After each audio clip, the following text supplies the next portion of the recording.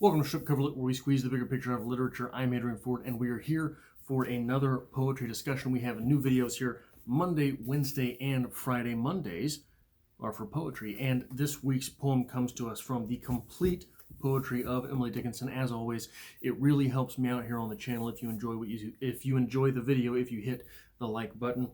The poem in question for today is number 683. The poem is The Soul Unto Itself, and it reads as such.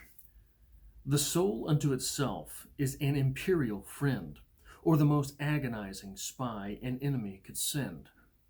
Secure against its own, no treason it can fear. Itself, its sovereign of itself, the soul should stand in awe. I'm going to read it one more time here. The soul unto itself is an imperial friend, or the most agonizing spy an enemy could send. Secure against its own, no treason it can fear. Itself, its sovereign of itself, the soul should stand in awe. This poem dichotomizes in double duty. This poem dichotomizes the soul from the soul, all of this soul on soul bereavement, but also the soul against the self. This is to say that the soul operates independently from other parts of itself as well as independently from us.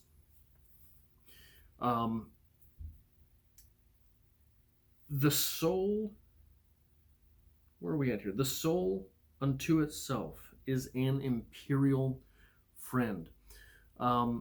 So with the soul in this and the self, we have an unholy trinity, which will lead us directly to the other author, which I hope to employ in the argument of what this poem is saying. The soul, and the self as an unholy trinity. It sounds like a different argument altogether. The other book that I have here for this poetry discussion is Free Will by Sam Harris. And I would like to read a quote from pages 13 into 14. Consider what it would take to actually have free will. You would need to be aware of all factors that determine your thoughts and actions, and you would need to have complete control over those factors. But there is a paradox here that vitiates for the very notion of freedom. For what would influence the influences? More influences? None of these adventitious mental states are the real you. You are not controlling the storm.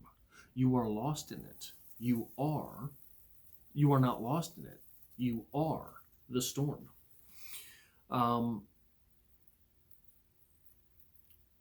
This feels, this quote itself, you are the storm. What does that mean? It means that you are sort of, you are yourself in all three places, the soul, and the self. For what that's worth, it feels fairly imperialistic, an argument, doesn't it? That you are being sort of subjugated to the controls of any one of these individualistic functions at any given time. Here, Dickinson separates the soul from the soul and the self, but it would be easy to recognize more than two souls and the self. It would be easy to recognize the self itself, the self yourself, as multiple. It would be easy to recognize the soul as more than twain.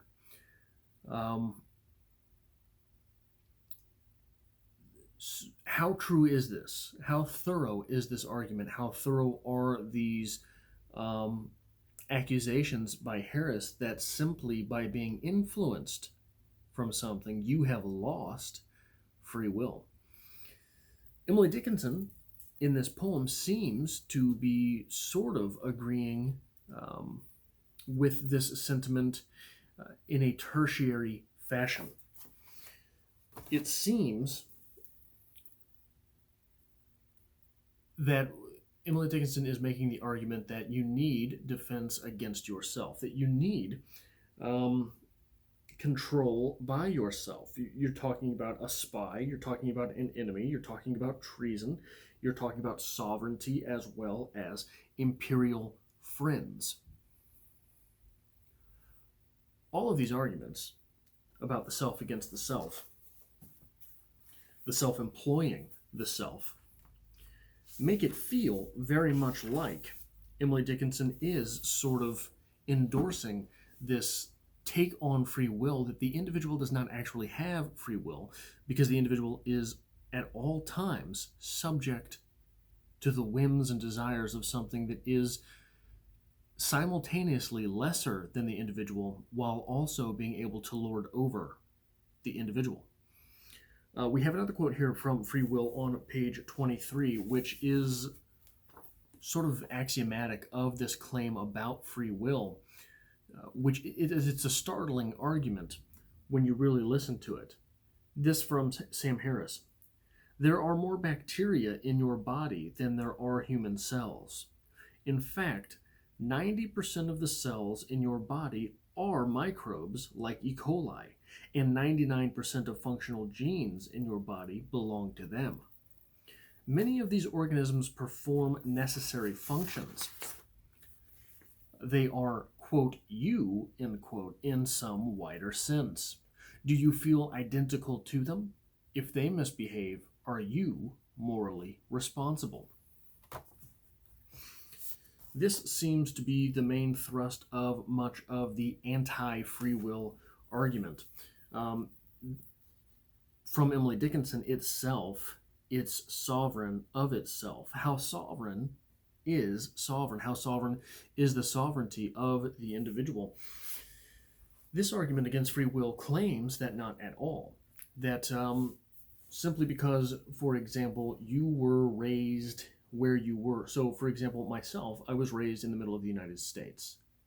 Football, from a cultural standpoint, is king. It is very easy to make the argument that I had no choice to become a professional handball player, because handball is not what resides in the Midwest. There is no, I don't know if there's a professional handball in the United States. I know that it pops up in the Olympics every 4 years. But the argument here is that I had no free will to become a professional handball player. Therefore, I do not have free will. This argument for free will combats what is called a compatibilistic interpretation of free will, which is to say that, yeah, I could have sort of become a handball player because, I knew about the sport. And even if I didn't know about the sport, it was my free will that said, hey, you could go out there and learn about these other sports and become a professional handball player. This argument, the strict argument that Sam Harris and maybe Emily Dickinson are making, is to say that no, that free will is not yours because professional handball does not exist inside the world that you inhabit. I think that this is a silly argument to make. I think that Daniel Dennett, for example, in his compatibilistic argument, that, you could have sought it out. You could have found out about it. You could have become that if you wanted to, is more apt to graft on to reality. But I want to sort of end this with a further quote from Free Will by Sam Harris. This is the concluding paragraph to the pamphlet, the 66-page pamphlet, here on page 66 from Sam Harris. What brings my deliberations on these matters to a close? This book must end sometime, and now I want to get something to eat. Am I free to resist this feeling? Well, yes, in the sense that no one's going to force me at gunpoint to eat, but I am hungry. Can I resist the feeling a moment longer? Yes, of course, and for an indeterminate number of moments thereafter. But I don't know why I make the effort in this instance and not in others. And why do my efforts cease precisely when they do? Now I feel that it really is time for me to leave. I'm hungry, yes, but it also seems I've made my point. In fact, I can't think of anything else to say on the subject. And where is the freedom in that? This, further, seems to be, to me, a silly argument. I don't have the tools to go further. That's not free will. I don't have free will because I don't have the tools to go further. This is sort of where we end up with Emily Dickinson here. The soul should stand in awe. To stand in awe is to stand powerless. To stand in awe is to throw up the hands in recognition of the lesser state of the self. That is what awe means. I am lesser than that which I am observing. For the soul to be in awe of the soul is to state that the self in question, the self which is implied by a dichotomy of souls, the self is not powerful enough to become what that individual stands in awe of. I think this is a bit of a silly argument. I think free will does exist. I think that free will is sort of tied to willpower, and willpower is simply a decision. People will say it's not. Sam Harris would make the argument that no, it isn't. Why do you decide, like he says in that final paragraph, why do you decide in this moment to have the willpower but not in the next? Because you did. I think that it all comes down to the individual. That is all that I have for this poetry discussion. Again, I have videos here Monday, Wednesday, and Friday. Mondays are for poetry, but I also have videos on my personal channel. I will do my best to pin a comment from my personal channel in the comment section below. So follow me over there because there are videos every Monday, Wednesday, and Friday on that channel as well.